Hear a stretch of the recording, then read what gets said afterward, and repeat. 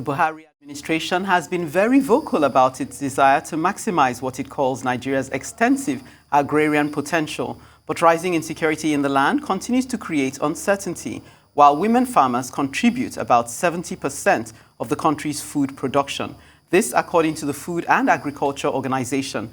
Land rights discrimination fueled by social, economic, and cultural factors affect their productivity. None of these, however, is at the level of insecurity.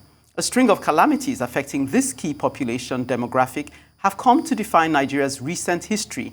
After all, how this situation has impacted the development and well-being of Nigerian women, we're now being joined by Ayisha Osori Bakorian, a lawyer, author, international development consultant, journalist, politician, known for her work on good governance. I want to say thank you very much for coming on Newsday. And I want to say thank you for also highlighting the fact that while we talk about insecurity in Nigeria, there are some that are feeling the bite more than others. Talk to us about the plight of women in this whole insecurity boha. Thank you. Good afternoon. Can you hear me? Yes, we can hear you loud and clear. Great. I think watching those videos, even though I've seen them again, made me even more depressed. The truth is the insecurity that's raging across the entire country doesn't affect only women, but of course women feel the pain in a different way. So we've heard from farmers, we've heard from a woman who does her business and how it's collapsed in the middle of a pandemic that's created a global recession. We also even saw just a few minutes ago clips from the Southeast where IPOB had given an order for people to stay at home, and people, because of the insecurity and the complete breakdown in law and order, and the fact that the Nigerian government has lost the monopoly over the use of violence, people can't go about their lawful business anymore.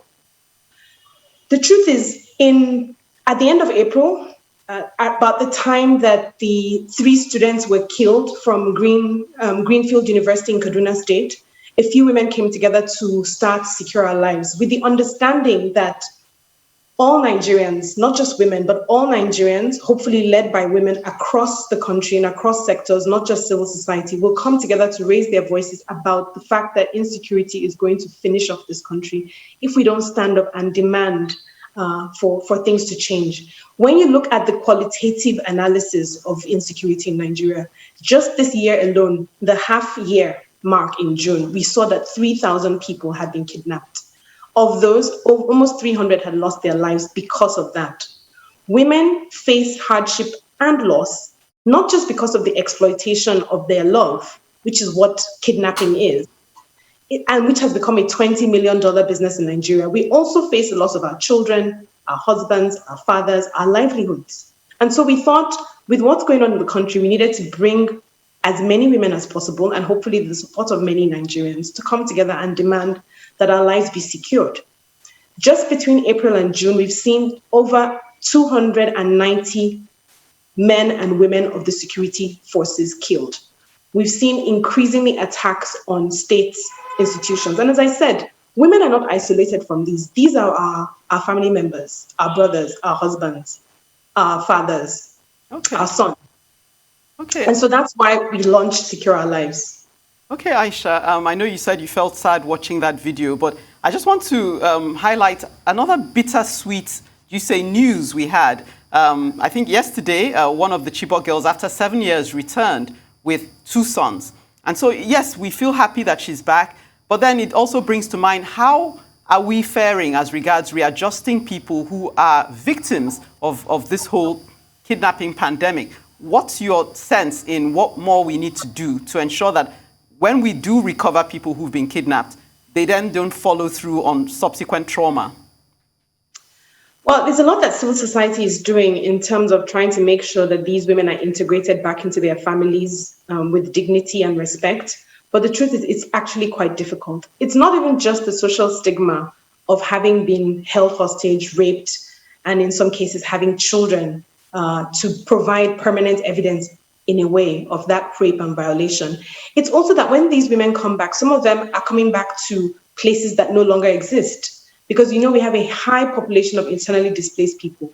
So apart from the psychological trauma, of trying to be reintegrated. There's also the economic trauma of trying to be integrated. And unfortunately, we've seen over the past couple of years or months that even some of these women return to the forests, return to Boko Haram because they cannot integrate. And it's not just because of the psychological trauma, as I said, sometimes because there's lack of economic opportunity, which is why part of what we're saying in Secure Our Lives is that we cannot continue to take a purely military view to the insecurity in the country.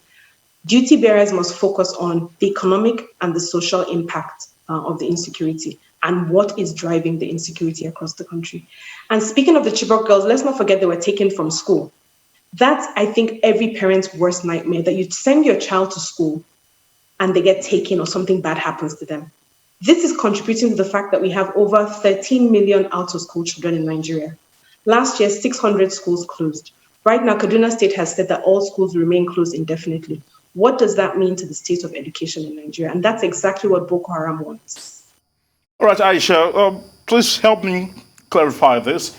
Do you think if we had more women in government, that maybe things would be a little bit better than it is right now? Well, I definitely think so. And I think it's a no-brainer. If we don't have to go far, we can look at other countries that have been led by women successfully, from Germany to New Zealand, to Australia, where you've seen that women lead in a different way. We're wired to be different from men. We complement men. Human beings that populate the earth are made of two genders. It makes absolutely no sense that one gender should dominate the governance and policy making in any country, in any society, in any community, and even in any home. It needs to be complementary because we do think differently. Our life experiences are differently, and we have different sources of compromise and negotiation. So I do think that we would do a lot better in Nigeria if we had more women involved in decision making in government at every level. But unfortunately, that's not the case. Our politics has become really, really violent. And part of what is driving the insecurity is because our politics is violent and because we don't have the best people in government making decisions.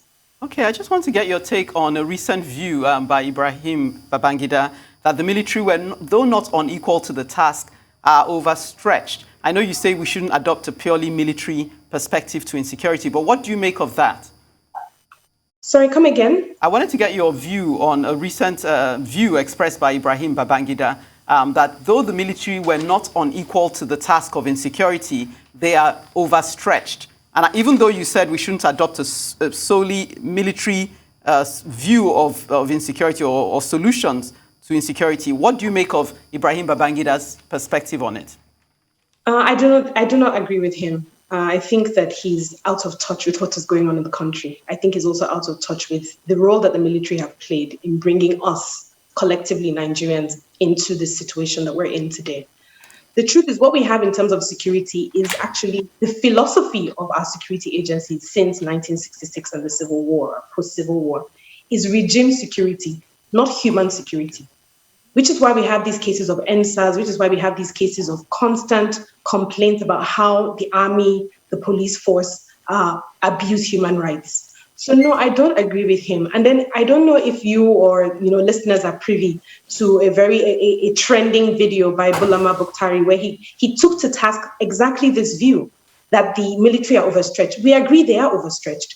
One of the reasons why they're overstretched is because we've decimated our police force over the year and deprofessionalized them to the point where they can no longer do what they're supposed to do. And that was a relic of our military rule.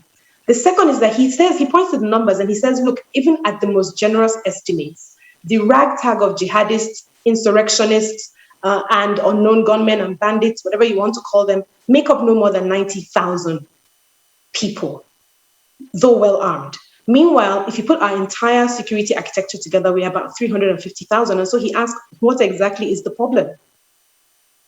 All right, I want to say many thanks to you, Ayisha Osori, for your time here on Newsday and shedding more time on the plight women face in an insecure nation.